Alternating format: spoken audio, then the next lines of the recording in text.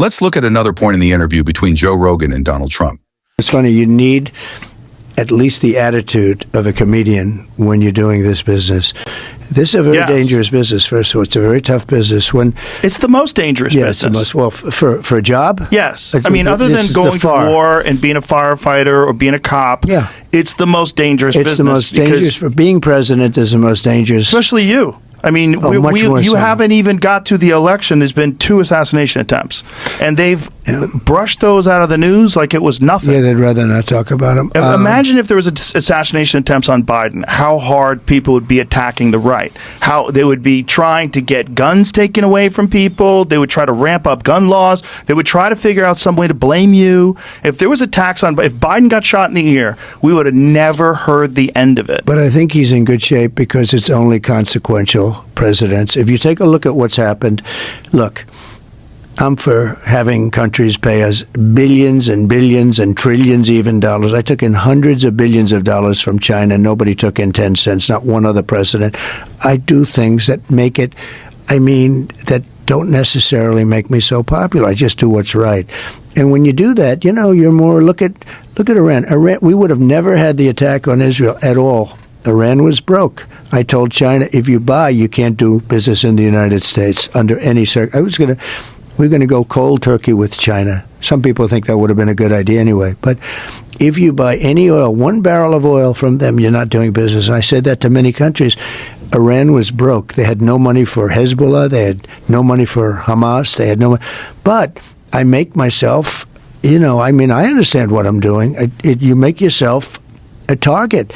And it's a very dangerous business. But if you just look at statistically, so I saw a thing, I don't know if it's right, but 0.1% for a race car driver. Yeah, it's a pretty dangerous business, right? Yeah. 0.1% for a bull rider. I tell you, to me, you're talking death. These guys that ride the bulls is worse than UFC. It's worse. Yeah. These guys, you see these big monster bulls, and you see it in slow motion where the foot is like, an inch away from the head. If it hits him, the guy's gone. But they die. They die. So 0.1% die. Is that what you're saying?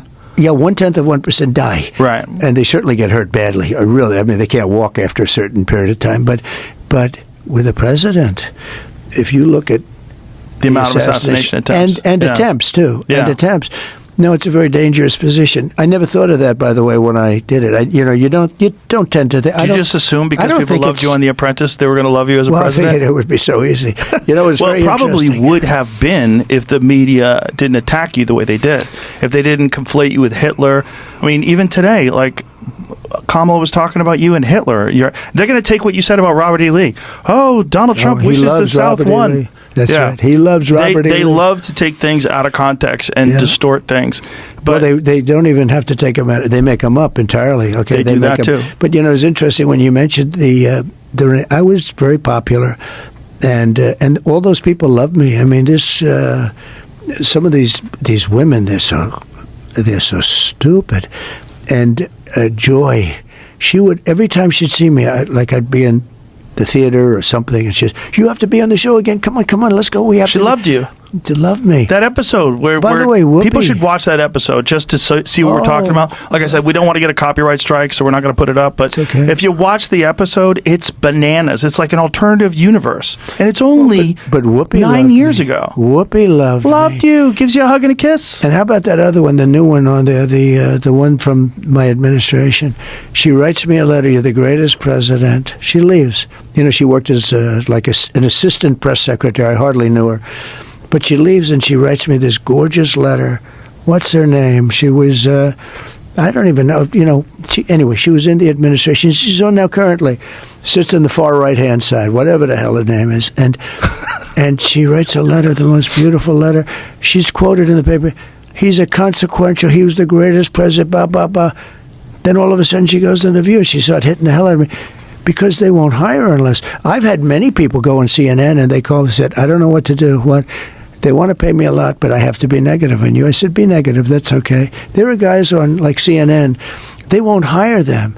Sean Duffy is a congressman, and he retired. He got a good job with CNN, but he was only positive about Trump. So they kept him, but they would never put him on. I mean, I respect what he did. He could have gone, negative. I tell people, go negative. Let my friends make the money. Well, I have always hated any time when censorship goes to this point in my life. I can understand certain instances, but what Trump just mentioned is a perfect example of it going too far. It's just so crooked. The press is so crooked. It's crooked, but it's also they're diminishing themselves. They're killing all their credibility, and it's opening up the credibility to new media. It's opening up the credibility to independent media. All these. The worst I've ever seen, though, and I've seen the worst. I mean, I've been a part of it. I've seen the worst. Kamala goes on 60 Minutes, gave an answer that a child wouldn't give. It was so bad. And 60 Minutes took the answer out. They took the whole, and they put another answer in. They edited it deceptively. Which didn't make sense either, but it was better. They took it wasn't editing. It was fraud. This was not editing. Editing is where I'll give an answer and they'll take a couple of words and change them around, or they might even take a sentence or two off, which is very bad. But it's sort of bad. I'd give an answer which was a very good answer. I always talk about, I like to give the weave. I like to. You like to weave things in. But when you do the weaves, and you have to be very smart to do weaves. When you do the weave, look at this. Just in this one thing, we're talking about little pieces all over here, but it always ends up home. No, it comes back home. For the right people. For the wrong people, it doesn't come back home, and they end up in the wilderness, right? but they can take my answer, and you know what? They may take a little piece of it out or something, and they use the term, "Yes, we wanted to save time." Well, it's not, but. I've never heard. I think it's the biggest scandal in broadcast history, what happened to CBS. So you have CBS 60 Minutes. That's a news program. It's not an entertainment program. It's under their news. It's the head of their news thing. She gives an answer that shows that she's essentially incompetent. And they took the answer. Could you imagine them doing that for We can show it if you want people to see it.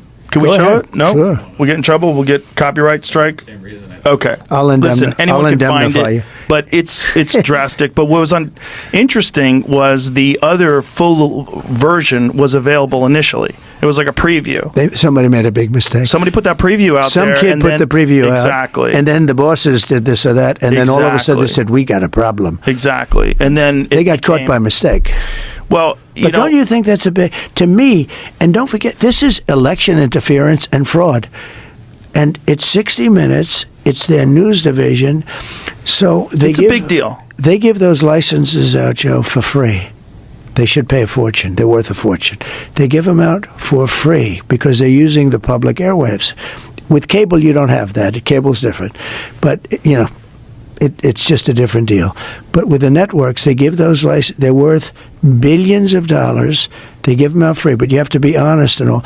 That was bad. I think that David Muir and that woman that was aside, I never even heard of her, but they kept interrupting me. It was like, I said, how many people am I debating here? I got this one and I got you two. But he went after me 11 different times.